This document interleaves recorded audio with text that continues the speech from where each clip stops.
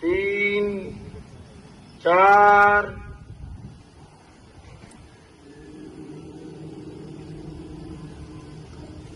পাঁচ,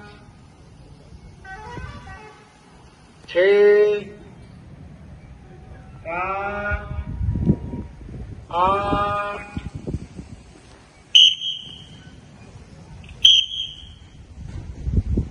নয়,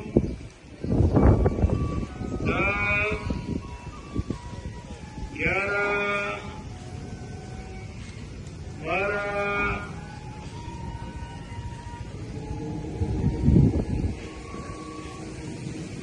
13, 14, 15। ঐতিহ্য যা শৃঙ্খলা, চরিত্র গঠন এবং অটল জাতীয় প্রতিশ্রুতিতে গর্ব।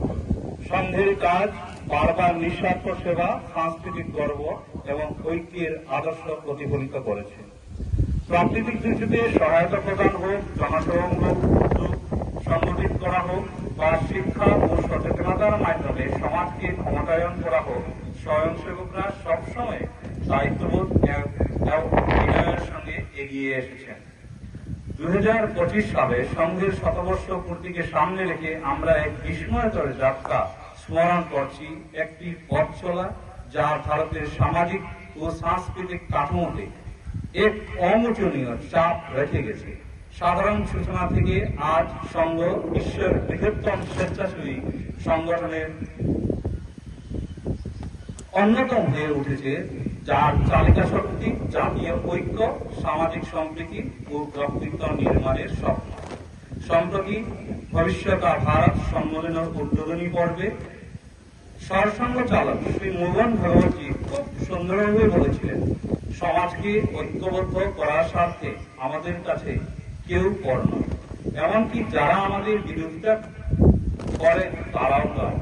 এই উক্তিটি সংঘের অন্তর্নিহিত উদার ও অন্তর্ভুক্তিমূলক চেতনা একটি সংগঠন যা এমন এক ভারত নির্মাণে বিশ্বাস করে যেখানে সবাই সমান, কেউ পিছিয়ে পড়ে না। এই ঐক্যের চেতনা প্রাচীন জ্ঞানে ভিত্তিপ্রাপ্ত, কিন্তু আধুনিক চ্যালেঞ্জ মোকাবিলায় দক্ষ, এবং সেটাই সংঘ পথ প্রদর্শক শক্তি।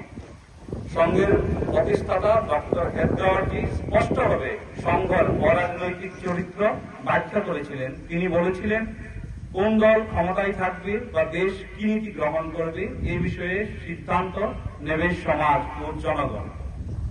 এর জন্য যথাযথ ব্যবস্থাপনা রয়েছে।